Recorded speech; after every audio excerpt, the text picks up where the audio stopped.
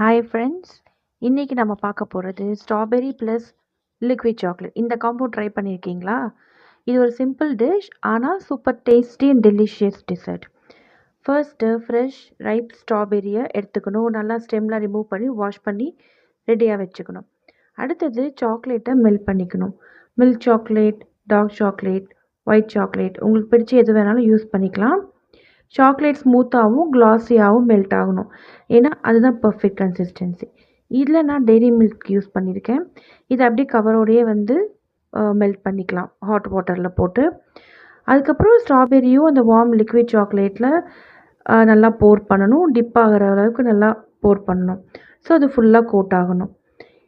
இந்த சாக்லேட் ஸ்லோவாக ட்ரிப் ஆகிற வரைக்கும் அதை அப்படியே போர் பண்ணுங்கள்.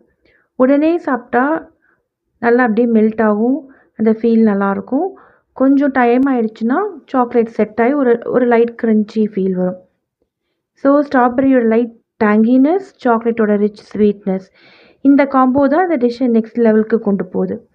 அப்புறம் டாப்பிங்கில் நீங்கள் நட்ஸ், ஸ்ப்ரிங்கிள்ஸ், ஒயிட் சாக்லேட்ஸ் இதெல்லாம் கூட ஆட் பண்ணிக்கலாம். குவிக்காக பண்ணலாம், எலிகண்ட்டாக சர்வ் பண்ணலாம். Taste unforgettable.